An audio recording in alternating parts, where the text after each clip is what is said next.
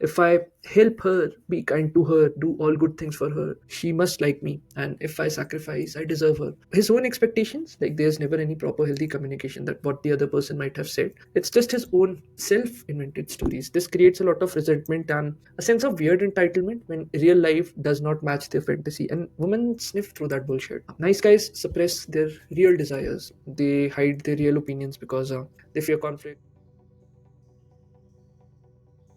Yo guys, namaskaram. So in this video, I wanted to talk about the toxic nice guy problem in India and why being good ruins a lot of men, destroys a lot of lives. So our lovely society, the Indian society, raises boys to be अच्छा बेटा, सीधा लड़का, nice boy.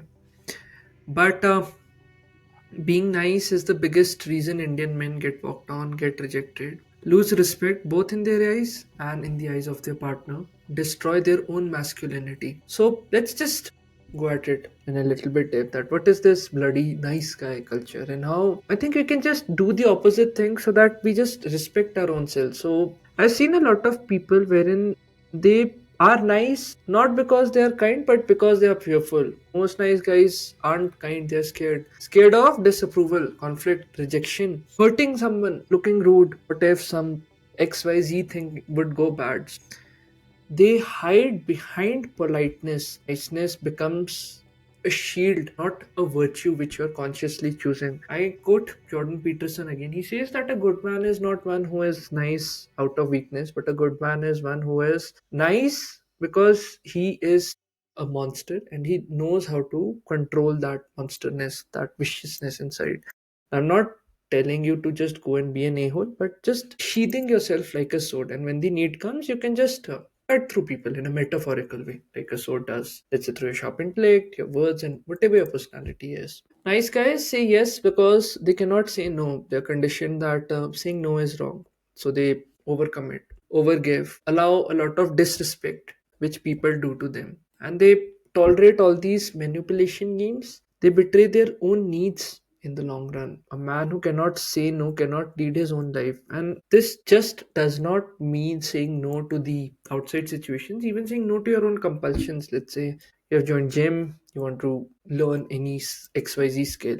It requires a lot of self control to just say no to all the pleasures that might come in this moment. But anyhow, coming back to the point, women I've seen don't respect men who cannot genuinely respect themselves. Women in general are attracted to the person having a sort of clarity in life that where does he wants to go. A person who has strong boundaries, who has the strength to just protect his own clan, his own tribe, has a sense of direction in life, and he shows a very high level of self control in chaos, in storms, and things like that. Nice guys lack all of these because inherently they are weak. They mistake genuine connection for the approval that they would get from XYZ people, society in general.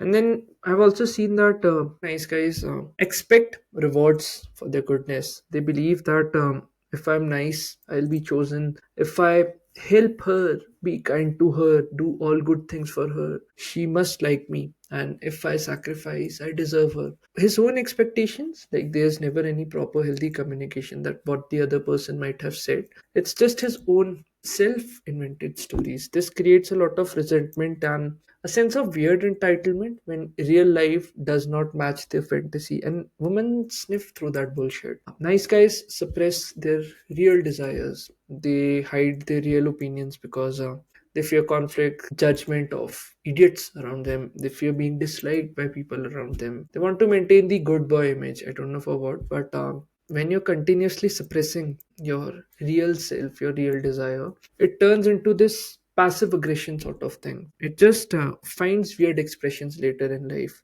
And I've also seen that it makes this whole niceness makes people or men emotionally weak. Any emotional pressure that is thrown at them, they crumble because they were trained to keep peace through people pleasing at any cost. They cannot confront genuine issues, handle genuine anger, express firm boundaries, deal with any emotional storm that may come. They just fall apart. And you see that these are the type of people who are just manipulated easily because of not setting proper boundaries and avoiding conflict when really they should be a conflict happening. Manipulators know this and exploit them to the fullest. Tears will work, guilt will work, even bosses might say certain sweet words to them to just manipulate them. All this emotional drama and mess will work, shame will work. They become easy targets for toxic bullshit people. So it's very important that you're just self-aware as to what type of person you are and just be totally comfortable in that, and that comes through practice. Again, coming back to my point that I don't know, parents in general, Indian parenting rewards obedience, not genuine strength. Indian boys are taught to don't question elders. I don't know why, because elders also have their own set of biases, and a lot of people just don't educate themselves. They never argue, they're always polite, always adjusting, be accommodating. So these are certain values that Indian parents just teach their children. This kills the genuine masculine instincts of, let's say, leadership and assertiveness that at least a person should have with himself. Forget about others. Nice guys confuse people pleasing with love. There's this idea that is being fed to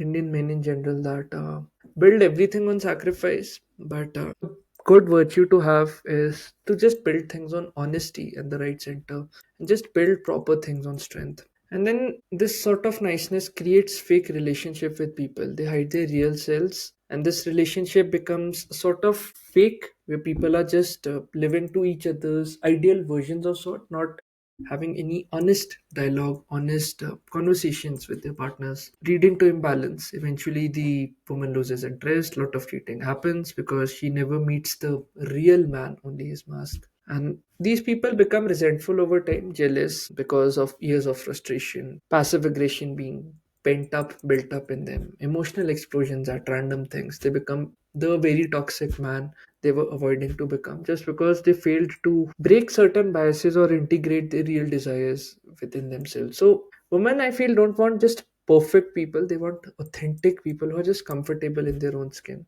Nice guys think that mistakes make them unlovable. Real men can admit flaws. Real men have edges. Every one of us is a human.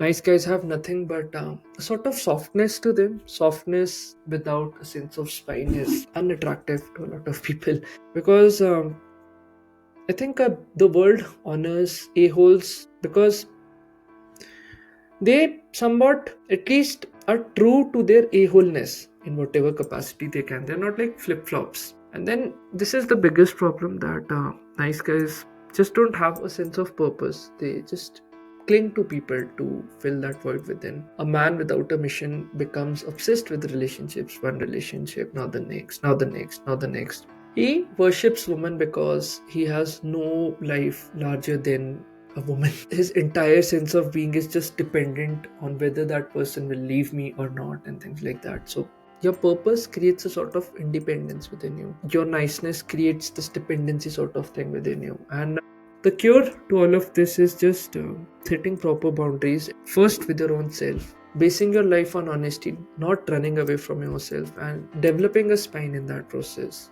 to stop, quote unquote, being a nice guy. Say no very clearly. Express your needs honestly. That what is it that you feel is true to your heart. Stop over explaining. Whatever you feel is true, just act. Stop apologizing for every goddamn thing. Just be comfortable. Stop fearing conflicts. Because when you engage in healthy conflicts, it just strengthens your boundaries and the respect that partners have genuinely towards each other. Women respect men who choose self respect over their approvals.